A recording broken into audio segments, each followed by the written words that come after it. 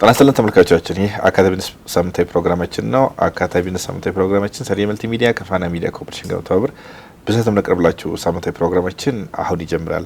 ዛሬም እንደተለመደው አንድ ለየት ያለ እንግዳዬ በተለይም በዓለም አቀፍ ባንክ ውስጥ ከፍተኛ ልምድ ያላቸውን አቶ ፈንቲበል ፍቃዱን የዚህ ፕሮግራም እንግዳ አርጌ ጋብዣለሁኝና አቶ ፈንቲበል ለዚህ ፕሮግራም ፍቃደኛ ሆነው ለዚህ ቃለ መጠይቅ ስለመጡ በሰፊው ፋና ሚዲያ ኮርፖሬሽን ተመልካቾችም እጅግ በጣም የከበረ ምስጋና ያቀርባለሁ።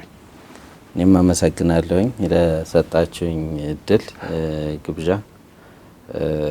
ሐሳብ መለዋወጥ የወቅቱን መገበያየት ጠቃሚ ስለሆነ በዚህ እንደዚህ አይነት ስራዎችን እናንተ በየሰራችሁ ማህበረሰቡን ማስተማር ማሰልጠን ማብቃት አንዱ የሚዲያ ትልቁ ስራ ነውና አብዛኛውን ሚዲያ አሁን ወደ ኢንተርቴይንመንት ብቻ ያዘወተረ ሆኖ ይታያልና ኤዱኬቲቭ የሆነው ይሄ ኢንፎርማቲቭ የሆነው የሚዲያ ስራዎች ብዙዎቹ እየጠፉ ነውና ይሄንን ተግቶ የሚሰራ ሰው ደግሞ ሲገኝ እኔ አቅሜ በፈቀደ ሁሉ እየመጣሁኝ ከናንተ ጋራ ለዚህ ኢንተርቪው ቃለ መጠይቆችን ወደ ወሰድ በጣም እያመሰገንኩ ፈቃደኛ መሆኔንም እገልጻለሁ። መልካም ጥሩ ነው። በተለይም እርሶ የዓለም አቀፍ የባንክ አሰራርንም ልምድ አሉትና በተለይ እንደው እንደ መግቢያ ጥያቄ ላርግ የምችለው ነገር የዓለም አቀፍ የባንክ ስርዓት እንደው ስንል ምን ማለታችን ነው እንዳጠቃላይ? ጥሩ የዓለም አቀፍ የፋይናንሻል ስርዓት ያው እንደሚታወቀው አገራት አሁን እንደ አንድ መንደር እየሆኑ እየመጡ ነውና አገራት አንድ መንደር እየሆኑ ሲመጡ ደግሞ ብዙ በመሃላቸው የሚካሄዱ በህይወታችን ላይ ንግድን የመሰሉ ግብይቶችን ኢንቨስትመንቶችን ያደርጋሉ እና እነዚህን ኢንቨስትመንቶችን ንግዶችን የገንዘብ ልውውጦችን ፋሚሊ ሰፖርቶችን ቢዝነስ ሰፖርቶችን በሚያደርጉበት ጊዜ ያው ገንዘብ ከሁሉም ሀገር ጋር ያለ መለዋወጫ ወይም ደግሞ አገራትን የሚያገናኝ ቋንቋ ያልሆነ ግን የሁሉም ቋንቋ የሆነ ገንዘብ ነው።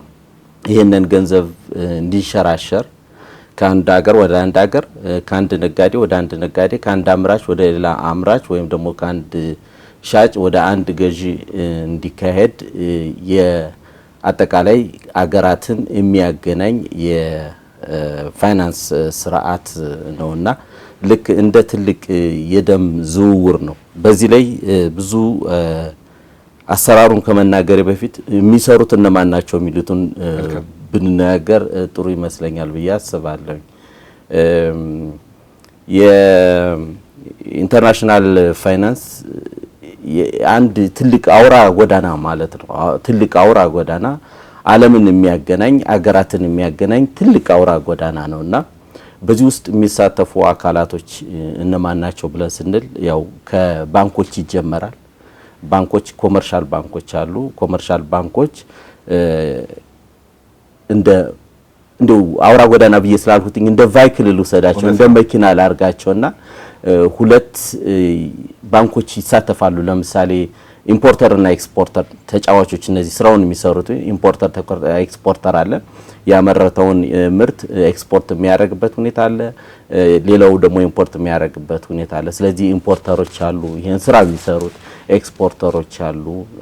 ኮመርሻል ባንኮች አሉ። በሀገራችን አሁን ኮመርሻል ባንኮች የዚህ ሀገር ኮመርሻል ባንክ ከሌላ ሀገር ኮመርሻል ባንክ የሚገናኝበት ሁኔታ አለ። ይቅርታ እንደው እንትን ልበለው ብዬ ነው በደንብ ቀለል አድርጌ ላምጣል ብዬ ነው።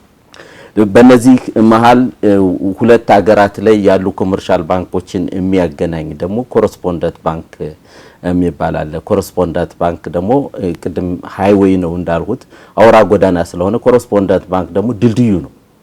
እነዛ አገራት እንዳይለያዩ እንዲገናኙ የሚያደርገው ኮረስፖንደንት ባንክ መሃላቸው ላይ አለ። እዚህ ላይ ደግሞ የሀገራቶች ሴንትራል ባንክ ብለን የምንለው አለ። የሀገራቶች ሴንትራል ባንክ ብለን የምንለው ለምሳሌ የኛ ናሽናል ባንክ አለ። የሌላ ሀገር የኢምፖርተሩ ወይም ደግሞ የኤክስፖርተሩ አገር ሴንትራል ባንክ አለ። እነዚህ ደግሞ ምን ልበላቸው ትራፊክ ኮንትሮለር ልበላቸው አጠቃላይ ኢምፖርተሩንም ኤክስፖርተሩንም በሀገራቸው ላይ ያለውን የሚቆጣጠሩት የዛን ባንክ ሊኩዊዲቲ፣ የዛን ባንክ ዲሲፕሊን፣ የዛን ባንክ በህጉ መመራቱን፣ የዛን ባንክ ኢምፖርት የሚያደርገውን ክፍያውን በአግባቡ መክፈሉን አለመክፈሉን የሚቆጣጠር ሴንትራል ባንክ አለ። ከዛኛውም ኤንድ እዚህኛውም ኤንድ መሀል ላይ ደግሞ ሁለቱንም ሀገራት ደግሞ የሚቆጣጠር አይኤምኤፍ እና ወርልድ ባንክ ምንላቸዋል ስቴብላይዝ የሚያደርጉ የዓለማት ሀገራትን የሚያስተምሩ ስቴብላይዝ እንዲያደርጉ በደንብ እንዲንቀሳቀሱ ኢኮኖሚው የዛኛውም ሀገር የዚህኛውም ሀገር ሳይጎዳ የሚሄድበትን ሁኔታ የሚቆጣጠሩ እንደ ዎችዶግ ነው የሚሰሩ አይኤምኤፍ እና ወርልድ ባንክ ምንላቸው አሉ። እነዚህ በኢንተርናሽናል ደረጃ ነውና እነዚህ ባሉበት ኮሙኒኬት የሚያደርጉበት ደግሞ ስዊፍት የሚባል አለ። ሶሳይቲ ኦፍ ፎር ወርልድስ አሶሲዬሽን ቴሌኮሙኒኬሽን የቴሌኮሙኒኬሽን አይነት ነው። እንደ ሴኩር የሆነ ኮሙኒኬት የሚያደርጉበት አሁን ቅድም እንዳልኩ ሁለት ባንኮች አሉ። ኮመርሻል ባንክ ኦፍ የኢምፖርተሩ እና የኤክስፖርተሩ ባንኮች ስላሉ እነሱ ኮሙኒኬት የሚያደርጉበት ስዊፍት የሚባል አለ። ይሄ ስዊፍት የሚባል በዓለም ላይ ወደ 200 የሚሆኑ አገራት በአባልነት የሚጠቀሙበት ድሮ በቴሌግራም በቴሌክስ ነበረ፣ በፋክስ ነበረ። አሁን ግን ቴክኖሎጂ ባመጣው በስዊፍት ነው ኮሙኒኬት የሚያደርጉት። በእኛ እዚህ ሀገር ለምሳሌ ትራንስፈር ስታደርግ አርቲጂኤስ ምናምን የምንለው ነገር አለ። ከአካውንት ወደ አካውንት ብሩ ወጥቶ ይሄዳል። ኢቲ ስዊች ነው የሚሰራው። ይሄንን ደግሞ እንደዚህ የሚሰራው ደግሞ ስዊፍት የሚባል ዓለም አቀፍ ሁለቱም ባንኮች ኮሙኒኬት የሚያደርጋለ። እነዚህ ፓርቲዎች ከአንድ ላይ ሆነው ኮሙኒኬት በማድረግ የአገራትን ወይም ደግሞ የዓለምን ኢኮኖሚ የሚያንቀሳቅሱበት ዓለማት ንግዶች የሚንቀሳቀሱበት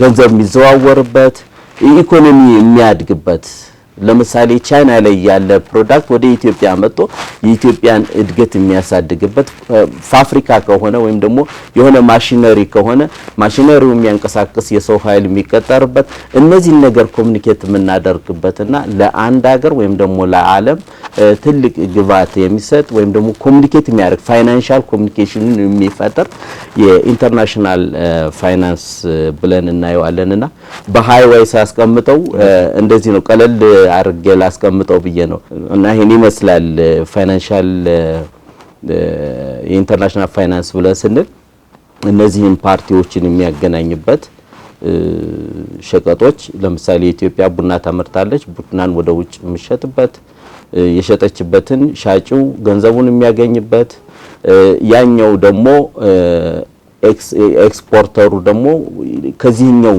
ደንበኛ ጋራ ኮንፊደንስ ኑሮት የሚንቀሳቀስበት ምክንያቱም የማያውቀው ገዢ ላይ ሊገዛ ይችላል። ያ ሰውዬ ብሩን ይከፍለኛል ወይ ብሎ የሚለውን መሀል ላይ በኮረስፖንደንት ጋር ባንካቸው እንደ ጋራንቲ ማውስ ኢንሹርድ ይደረጋል። ትራንዛክሽኖች ኢንሹር ይደረጋሉ።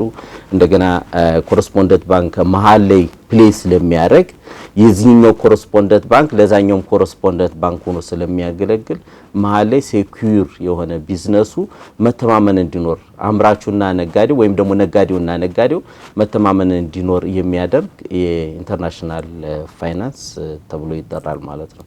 መልካም ጥሩ አገላለጽ ነው። በተለይም እንዳጠቃላይ አንድ ኢምፖርት የሚያደርግ ሀገርና ኤክስፖርት የሚያደርግ ሀገር ሁለቱም የሚገናኙበት መስመር ላይና ለሁለቱም ጋራንቲ ሰጥተው ኤክስፖርት ለሚያደርገውም ኢምፖርት ለሚያደርገውም በዛ አይነት መልኩ ለምሳሌ ምናልባት ኒውዮርክ ሊሆን ይችላል አንድ ኢትዮጵያ ባንክና አንድ የቱርክ ዓለም አቀፍ ባንክ ሁለቱም ሴኩር አድርገው የሚገናኙበት ባንክ ሁለቱም የራሳቸውን ኢንተርናሽናል አካውንት አላቸው። በዛ አይነት መልኩ ከባንኮችም የሚጻፈው ብዙ ጊዜ ጋራንቲና መሰል ነገሮች ደግሞ ምናልባትም የዓለምንም ንግድን ማሳለጥ ላይ ትልቅ አስተዋጽኦ ሊሆን ይችላል። መልካም ከዚህ ጋር በተገናኘ በተለይም እንደ ዓለም አቀፍ የባንክ ስርዓት እንግዲህ እንዴት ይሰራል የሚለው ላይ በዚህ አይነት መልኩ ነውና ምናልባት ማዕከላዊ ባንኮች ምናላቸው ቅድም ሴንትራል ባንኮች አሉና የልማት ባንኮችና እንደዚህ የንግድ ባንኮች ሚና ከዚህ አንፃር ግን ሊሆን ይችላል እንዳጠቃላይ ያው ቅድም እንዳልሁት ስራውን የሚሰሩት እነማን ናቸው የተነሳውትና ቅድም እንደ ሃይዌዩ ላይ እንዳስቀመጥኩትኝ አገራቶች በሙሉ ማዕከላዊ ባንክ የሚባል አላቸው። ሁሉም ሀገራት ናሽናል ባንክ ይባላል በእኛ በሌሎች ሀገሮች ሴንትራል ባንክ ኦፍ ሀገሩን ይባላልና ናሽናል ባንኩ ያንድን ሀገር የዋጋ ያንድን ሀገር ኢኮኖሚ ሞኔታሪ ፖሊሲዎችን የሚቆጣጠር አካል ነው ማለት ያንድን ሀገር የኢኮኖሚ እንቅስቃሴውን በተለይ ሞኔታሪ ፖሊሲዎችን በመቅረጽ የፋይናንስ ደህንነቶችንና ኮመርሻል ባንኮችን ሱፐርቫይዝ በማድረግ የገንዘብ ዝውውርን ገበያው ላይ ያለውን ገንዘብ ዝውውር መቆጣጠር የአንዲት አገር ኢኮኖሚ እንዴት እየሄደ ነው እያለ መቆጣጠር ሌላው ደግሞ የሀገራቶች ባንኮች በተለይ ኮመርሻል ባንኮች ከውጭ ባንኮች ጋር ባላቸው የኮረስፖንደንት ባንክ ምን ያህል እየተንቀሳቀሱ ነው የዴይ ቱ ዴይ አክቲቪቲያቸው ምንድነው የሚለውን ለምሳሌ የዋጋ ግሽበትን በሚቆጣጠርበት ጊዜ ባንኮች ምን ማድረግ እንዳለባቸው አይተ ከሆነ ኢትዮጵያ ውስጥ ከዋጋ ግሽበት ኢንተረስት በመጨመር በመቀነስ በተጨማሪ የክሬዲት ካፕ ሚል የክሬዲትን የመገደብ ሁኔታዎች ማለት እነዚህ ነገሮች ፖሊሲዎችንና ጋይድላይኖችን በማውጣት ያንድን ሀገር የፋይናንሻል ፖሊሲ የሚቆጣጠር ማዕከላዊ ባንክ ብለን እንለዋለን። ያው በተመሳሳይ ንግድ ባንኮች ሴቨርና ቦሮወርን የሚያገናኙ ማለት ገንዘብን ከአለው ሰብስበው ለሌለው ወይም ደግሞ ለሚፈልገው ኢንቨስት ማድረግ ለሚፈልገው የሚሰጡ ከሰበሰቡት ሰው ደግሞ ኢንትረስት እየከፈሉ ለገንዘቡ ወለድ ወይም ደግሞ ዋጋ የሚሰጡ በአንድ ሀገር ውስጥ የፋይናንሻል ትራንዛክሽንን የሚያሳልጡ ትልቅ የኢኮኖሚ አካል የሆኑት እነዚህ ኮመርሻል ባንክ ብለን እናስቀምጣቸዋለን። እንደ ሀገራችን ባንክ ስትራክቸር ደግሞ ልማት ባንክ የምንላቸዋለን። የፖሊሲ ባንኮች ወይም ደግሞ ልማት ባንክ ብለው የሚቀመጡት አብዛኛውን ቅድም ስለ ዓለም ባንክ አውርተናል። ዓለም ባንክና ልማት ባንኮች የሀገራት ልማት ባንኮች ተመሳሳይ ስራዎችን ይሰራሉ። ረዘም ላለ ጊዜያት ብድር በመስጠት የሀገሪቱን ኢኮኖሚ በደንብ ለማሳለጥ በሚደረጉ ስራዎች ላይ ለምሳሌ ግብርና ላይ ማኑፋክቸር ላይ ጤና ላይ ትምህርት ላይ የመሳሰሉትን መንግስት በሚፈልገው የአመታዊ በጀት ወደዛ ፑሽ በማድረግ አገሪቱን የበለጠ የተሳለጠ ኢኮኖሚ እድገት እንዲኖራትና ማህበረሰቡ ወይም ደግሞ ህዝቡ በኢኮኖሚው ላይ እንዲሳተፍና ለኢኮኖሚው እድገት እንዲሰራ የሚጠቀምበት የልማት ባንክ ነውና የመንግስት አንዱ ትልቁ እጁ ነው ማለት እንችላለን። አገራት የተሻለ ሊያድጉ የሚችሉት በኢንዱስትሪዎች ላይ ስናድግ ነው፣ በትምህርት ስናድግ ነው፣ በአግሪካልቸር ስናድግ ነው፣ በማኑፋክቸሪንግ ስናድግ ኢንዱስትሪዎቻችን እያደጉ ሲሄዱ ነው። እነዚህን ለማሳደግ ደግሞ እንደሚታወቀው ፋይናንስ ያስፈልጋል። ይሄን ፋይናንስ ለመስጠት ደግሞ ኮመርሻል ባንኮች አፒታይቱም ላይኖራቸው ይችላል። ሪስኪም ስለሆነ እዚህ አካባቢ ላይ ሪስኪም ስለሆነ አፒታይት ላይኖራቸው ይችላል። ግን መንግስት ይሄንን በደንብ ማኔጅ በማድረግ አቅምም ስላለው አፒታይቱም ስላለው ሪስኩንም ማኔጅ አደርገዋለሁ በሚል ይሄን የልማት ባንክ ይፈጥራሉ ሀገራቶች እና አንዳንድ ሀገሮች ኢንዱስትሪ ባንክ ይሉታል። አንዳንድ ሀገሮች እንዲያውም የአግሪካልቸር ባንክ ብለው እንትን ይላሉ። ኢንዱስትሪ ባንክ የብቻውን እንትን ይላሉ። ማኑፋክቸሪንግ ባንክ ብለው ኮንስትራክሽን ባንክም ብለው እንትን ያሉ እኛም ነበረና አንድ ወቅት እንደዛ ብለው ስፔሲፊክ የሆነ ኮንስትራክሽን ከሆነ ኮንስትራክሽን ቤዝድ የሆነ ስራዎች የሚሰራና መንግስታት ወይም ደግሞ አገራት የሀገራቸውን ልማት እንዲያድግ እንዲሳለጥላቸው የሚጠቀምበት አንዱ የፋይናንሻል አርም ነው። ከናሽናል ባንኩ በተጨማሪ ናሽናል ባንኩ የሞኒተሪንግ ፖሊሲውን መቆጣጠር ሲሆን እነዚህ ደግሞ ኢኮኖሚውን ሰፖርት በማድረግ እድገትን ማሳለጥ ስራ ላይ የሚሰሩ እና በጣም ትልቅ ግባት ያላቸው ከኮመርሻል ባንኮች ጋር የማይተናነሱ ባንኮች ናቸው እና እነዚህ ሶስት ባንኮች በአንድ ሀገር ውስጥ ወሳኝ ሚና ያላቸውና ለአንድ ሀገር ኢኮኖሚ ትልቁን ሚና የሚጫወቱ የፋይናንሻል ኢንስቲትዩሽኖች ናቸው።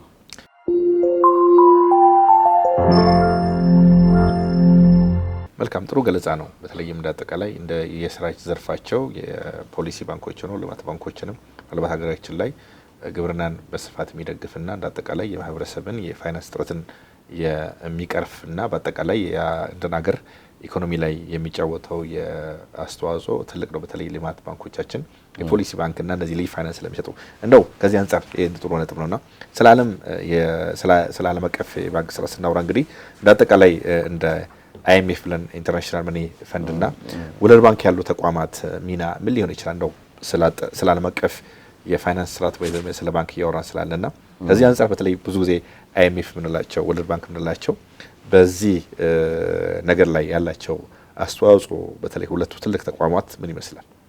አዎ አይኤምኤፍ እና ወርልድ ባንክ ሲስተር ኢንስቲትዩሽን ናቸው፣ ፋይናንሻል ኢንስቲትዩሽን ናቸው።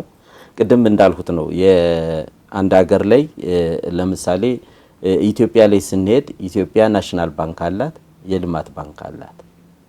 ናሽናል ባንክ ሞኔታሪ ፖሊሲዎችን ያወጣል፣ ገበያውን ኢኮኖሚውን ይቆጣጠራል።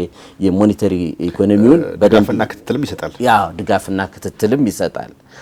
አይኤምኤፍ እንደዛ ማለት ነው። አይኤምኤፍ ደግሞ ኢንተርናሽናል አገራትን ድጋፍ ይሰጣል፣ ቁጥጥርም ይሰጣል፣ አድቫይዝም ይሰጣል፣ የፖሊሲ ጋይድ ይሰጣል፣ የስትራቴጂ ጋይድ ይሰጣል፣ ለሀገራቶች ሰፖርት ያደርጋል። አገራቶች ያው ቅድም እንደተነጋገር ነው በኢንተርናሽናል ፋይናንስ ላይ አንዱ አገር ለምሳሌ በኢኮኖሚ ሲወድቅ የሌላውንም አገር አፌክት ስለሚያደርግ የአይኤምኤፍ ስራ እነዚህን ሞኒተር ያደርጋል። በተመሳሳይ ደግሞ ኢንተርናሽናል ካራንሲዎች አሉ፣ ሞኔታሪ ካራንሲ ሞኒተር ያደርጋል። ልክ የኛ ናሽናል ባንክ የብርን ሞኒተር እንደሚያደርገውና ብር ለምሳሌ የብር ፍላጎትና ገበያው እየቀነሰ ወይም ደግሞ እየጨመረ ሲመጣ የኛ ናሽናል ባንክ ወዲያውኑ ሪያክት ያደርጋል።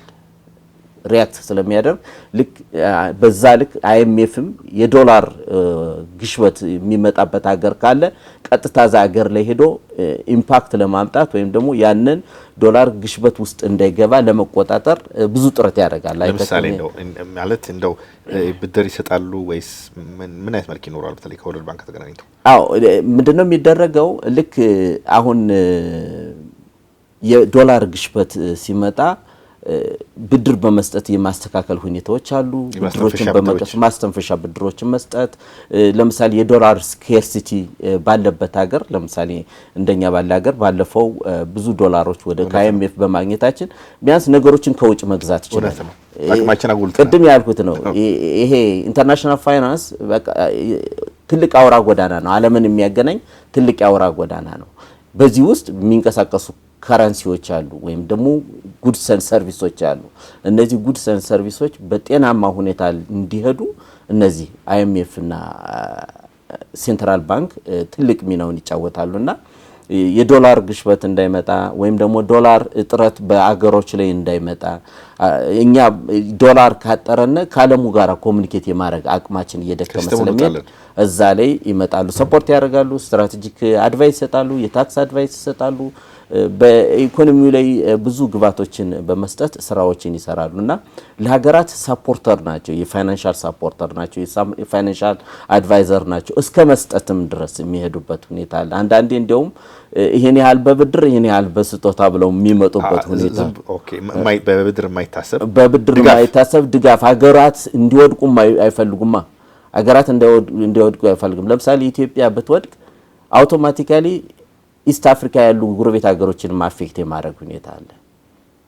ከኛ ተመርቶ ወደ አሜሪካ የሚሄድ አለ። አሜሪካ ላይ ያሉ አሜሪካውያኖችን አፌክት ሊያደርግ ይችላል። ከኛ ፕሮዲዩስ ተደርጎ አሜሪካዎች የሚመገቡት ምግብ አለ።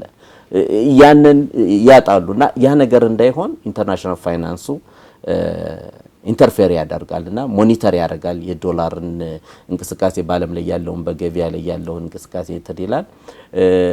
ወርልድ ባንክ በተመሳሳይ ልክ ዲቨሎፕመንት ባንክ እኛ ልማት ባንክ እንደምንለው ኢንተርናሽናሊ ለሆኑ ፕሮጀክቶች ብድሮችን በመስጠት ረዘም ያሉ ብድሮችን በመስጠት በተለይ ልክ መንግስታት የሀገራት መንግስታት በእርሻ ላይ በግብርና ላይ በጤና ላይ በትምህርት ላይ እንደዚህ ልማት ነክ የሆኑ ስራዎችን ለመስራት ሲፈልጉ ልማት ባንክን ነው የሚጠቀሙበት። ቅድም እንዳልኩ ሪስኪ በሆኑ ሁኔታዎች የዓለም ባንክም ትላልቅ ፕሮጀክቶችን ለምሳሌ በጣም ትላልቅ የሆኑ ሃይዌይ ሮዶችን በጣም ትላልቅ የሆኑ ረዘም ያለ ጊዜ የሚፈጁ የጤና እንትኖችን ስራዎችን የሚያስፈልግ ሲሆን ብድር አንድ ሀገር ኢኮኖሚ ላይፈቅድለት ይችላል። ዓለም ባንክ ኢንተርፌር በማድረግ ለዛ ሀገር አነስ ባለ ወለድ ያበድርና ያገር ፕሮጀክቶችን እንዲያስተካክል እነሱ ራሳቸው ፕሮጀክቶችን ሰፖርት ያደርጉ ፕሮጀክቶች ላይ አድቫይስ ይሰጣሉ እና የዓለም ባንክ እንደ ኔቸሩም እንዳመጣጣቸው ሁለቱም የመጡት በአንድ ወቅት አካባቢ ነው። በ1944 አካባቢ ነው የመጡት። ከሁለተኛው የዓለም ጦርነት በኋላ ነው የመጡት። በነበረው ከሁለተኛው ዓለም ጦርነት በኋላ በነበረው ቀውስ የተነሳ ብዙ አገራቶች ብዙ ቦታዎች ስለተጎዱ ይሄንን ነገር ሰፖርት የሚያደርግ ፕሮጀክቱን የሚሰራ አካል እንዲኖር ተብሎ የተፈጠሩ ናቸው። ስለዚህ የዓለም ባንክ ያበድራል፣ አይኤምኤፍ ሞኒተር ያደርጋል። የፎሪን ካረንሲው ሞኒተር ያደርጋል። ለሎካል ካረንሲው ደግሞ አገራትን አድቫይዝ ያደርጋል። ስለዚህ በአገራት መሀል ጤናማ የፋይናንሻል ትራንዛክሽን እንዲኖር ሞኒተር ያደርጋሉ ማለት ነው። አሁን ልክ በኢትዮጵያ ውስጥ ኮመርሻል ባንኮች በጤናማ ሁኔታ አንዱ ኮመርሻል ባንክ ከአንዱ ኮመርሻል ባንክ ጋራ በደንብ በስነ ስርዓቱ እንዲተገባበር ስራውን እንዲሰራ ለማድረግ ሴንትራል ባንኩ ተቆጣጣሪ ነው። ሴንትራል ባንኩ ባንኮችን ይቆጣጠራል። ሴንትራል ባንኮች ለከስተመሮቹ የህዝቡ ለኢትዮጵያ ህዝብ ለባንክ አገልግሎት በሚጠቀምበት ጊዜ እንዳይበደል ጠበቃ ሆኖ የሚቆም ነው። ስለዚህ ወርልድ ባንክና አይኤምኤፍም በዛ ልክ ነው የሚቆሙት። አይኤምኤፍ ለአገራት በሌላ አገር በፋይናንሻል ኢንስቲትዩሽኖች ምክንያት ወይም ደግሞ በካረንሲ ዲቫሉዌሽን ምክንያት እንዳይጎዱ አይኤምኤፍ ሰፖርት ያደርጋል፣ አድቫይዝ ያደርጋል። አስፈላጊ ሲሆን ደግሞ በዓለም ባንክ ብድር እንዲሰጥ ያደርጋል። እንደዛ እያደረገ የሚሰራ ነውና ሁለቱ ኢንስቲትዩሽኖች ሲስተር ኢንስቲትዩሽኖች ናቸው። ለአንድ ሀገር ትልቅ ግባት ያላቸው አንድ ነገር ሰፖርት የሚያደርጉ ባክቦን ናቸው ብዬ አስባለሁ። መልካም አቶ ፈንቴ ጥሩ አገላለጽ ነው። በተለይም የዓለም አቀፍ የአይኤምኤፍንና የወርልድ ባንክን የዓለም አቀፍ ባንክ ስራቸውንና ተግባራቸውን እንደው በማያወላዳ መልኩ እንዴት ተመጋግበው አንዱ የድጋፍና ክትትል ሞኒተር የማድረግ ስራ ይሰራል፣ ያኛው ደግሞ ፋይናንስ የማድረግ ስራ ይሰራልና ይሄ ትልቅ ነገር ነው ማለት አንዳንዴ ለሀገሮችም የፎይታ ጊዜንም የዓለምን ገበያ ለማረጋጋት የምንጠቀምበት ብዙ ነገሮች አሉ። ምናልባት ከዚህ ጋር ተገናኝቶ ግን እንደው ሀገራቶች ኢትዮጵያንም ጀምሮ ዓለም ላይ ያሉ ሀገሮች በአጠቃላይ እንግዲህ ቅድም መግቢያ ላይ እንዳልከው በተለይም ዓለም ዛሬ በአንድ መንደር ውስጥ የገባበት ነገሮች አሉና በአስተሳሰባችን ዓለም አቀፍ ነው ደግሞ ኑሯችን ደግሞ ሎካል ይሆናልና የዓለም አቀፉ ብዙ ተጽዕኖዎች ወደ ሀገራችን በቀጥታ የሚመጡት በተዘዋዋሪ አይደለምና ከዚህ አንፃር በተለይ እንደው ከዚህ ከአይኤምኤፍ እና ከወርልድ ባንክ ምናልባት እንደ ኢትዮጵያ ያሉ ሀገሮችም የሌሎች ሀገሮች እንደው በእነዚህ ተቋማት እንዴት ሊጠቀሙ ይችላሉ? ግን አዎ አገራቶች ያው አንዳንዴ የፖለቲካል ኢሹ እየያዛቸው አንዳንድ ሀገሮች ከአይኤምኤፍ እና ወርልድ ባንክ ጋር የሚጋጩበት ሁኔታዎች ያጋጥማሉ። በተለይ ምንድነው የሚሉት በፖለቲካል እንትን አንድን ሀገር ወደ አንድ ሀገር በዓለም ላይ ትራንዛክሽን እንዳያደርግ በሚደረግበት ማዕቀብ በሚደረግበት የፖለቲካ ቃል ስለሆነ ማዕቀብ በሚደረግበት ጊዜ ትንሽ አገራቶችን ወደ ኋላ ይጎትታል። አይተህ ከሆነ አብዛኞቹ አገራት በዚህ ማዕቀብ ላይ ያሉ ብዙ ችግሮች ይቸገራሉ። ለምሳሌ መድኃኒት የሚያጡበት ሁኔታ አለ። አንድ ሀገር በቂ የሆነ የራሷ መድኃኒት የፈለገው ያደገች ሀገር ብትሆን የራሷ በቂ የሆነ መድኃኒት ላይኖረት ይችላል። ሌሎች ጥሬ እቃዎች ያስፈልጓቸዋል። ያመረቱትን ምርትም ደግሞ የሚሸጡበት ያስፈልጋቸዋል። በዚህ ላይ ኮሚኒኬት ለማድረግ ደግሞ በኢንተርናሽናል ማርኬቱ ላይ ኮሚኒኬት ማድረግ ያስፈልጋል። ቅድም እንዳልኩትኝ እነዚህ አይኤምኤፍ እና ወርልድ ባንክ የኢንተርናሽናል ሬልዌዩን ወይም ደግሞ ኢንተርናሽናል አውራ ጎዳናው ላይ አብረው የሚሳተፉ ናቸው። አውራ ጎዳናው ኮረስፖንደንት ባንኮች፣ ኮመርሻል ባንኮች፣ ሴንትራል ባንኮች፣ ኢምፖርተሮች፣ ኤክስፖርተሮች በሚገበያዩበት ጊዜ በዓለም ላይ ያለውን አገራቶች በሰላም ሰስቴኔብል በሆነ ሁኔታ እንዲቀጥሉ ዎችዶግ ናቸው። እነዚህን ድርጅቶች አገራት ለመጠቀም ከነዚህ ጋር በአጋርነት ከአንድ ላይ መስራት የማትቀበለው ነገር ይኖራል። እነሱም ሁሉንም ተቀበሉና ይሉ ግን ከነሱ ጋር ስትራቴጂካሊ በአጋርነት መስራት። ምክንያቱም እነሱ ናቸው ከዓለም ኢኮኖሚ ጋር የሚያስተሳስሩ። ከነሱ ጋር አለመግባባት ከዓለም ገበያ ጋራ አለመግባባት ሊሆን ይችላል። አሁን በቅርቡ ብሪክስ የሚባል መጥቷል። ብሪክስ ሲመጣ የተወሰኑ ሀገሮች እነ ብሪቴን፣ ራሻ፣ እነ ቻይና ባንድ ላይ ሆነው ኢትዮጵያም አባል ሀገር የሆነችበት ሀገር አለ። እንደዚህ አይነት ከነ IMF እና ወርልድ ባንክ ጋራ ላለመጨናነቅ ነው። እንደውም ባለፈው ደግሞ የኬንያ ፕሬዝዳንት የአፍሪካ የራሳችን ቢኖረን የሚልም ነገር ልክ እንደ IMF አይነት የራሳችን ቢኖረን ነው። ኦፍ ኮርስ አፍሪካ ዲቨሎፕመንት ባንክ ምናምን የሚባሉ አሉ። ያን ያክል አቅም ያለው ባንክ ያን አቅሙን መጨመር ነው። የአፍሪካ ዲቨሎፕመንት ባንክ በዚህ ላይ መስራት አለበት። ግን የአፍሪካ ዲቨሎፕመንት ባንክ አበዳሪ ነው፣ እንደ ወርልድ ባንክ ነው።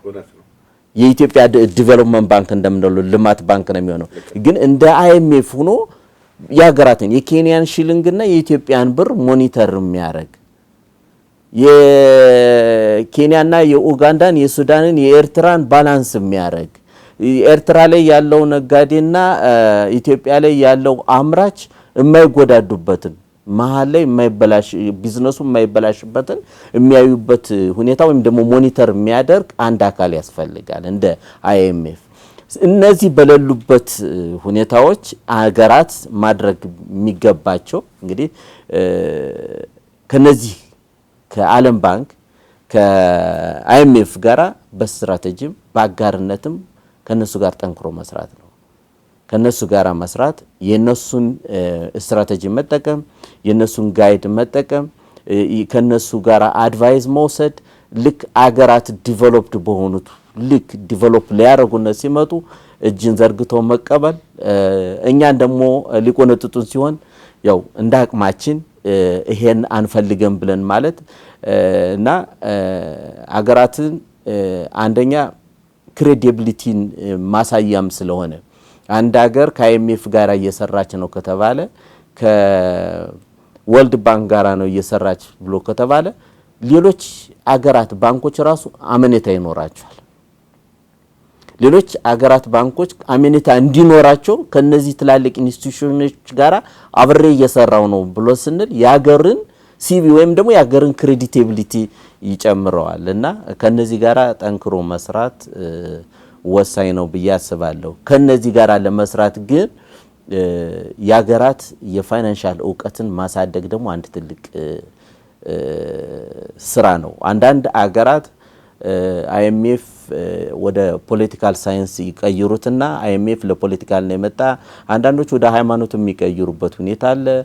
ዓለም ባንክ የመጣው እንደዚህ ነው፣ ለጤና ሲመጣ ለጤና የመጣው እንደዚህ ነው እያሉ የሚሉታል። ይሄ የእውቀት ጋፕም ስለሆነ የፋይናንሻል ናውሌጃችን አፕግሬድ ማድረግና ከነሱ ጋር መስራት አጋር መሆን በጣም ወሳኝ ነውና የፖሊሲ ምክራቸውን የቴክኒክ ምክራቸውን የተቋማት አቋም የሚሰጡትን ምክር ማዳመጥ እና በተቻለ መጠን የነሱን አሰራር ዓለም አቀፍም ስለሆነ የኛንም አገር በነሱ አሰራር እየዋጀን ዓለም አቀፍ የምናደርግበትና በዓለም ላይ ደግሞ የኛን ባንኮች ወይም ደግሞ የኛን ልማት ባንክ በዓለም ባንክ ልክ የምናወዳደርበት ወይም ደግሞ በዛ ስታንዳርድ የምናመጣበትን ሁኔታ እንድናስብ ስለሚረዱን አብሮ መስራቱ ትልቅ እንትን አለው።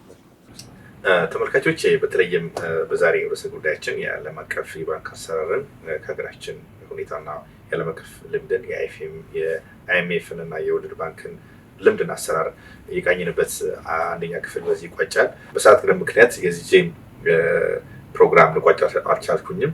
የዚህን ቀጣይ ክፍል በሚቀጥለው ሳምንት አቀርባለሁኝ። ከቀሪ ፋና ሚዲያ ኮርፖሬሽን ጋር መልካም ቆይታ እላለሁ።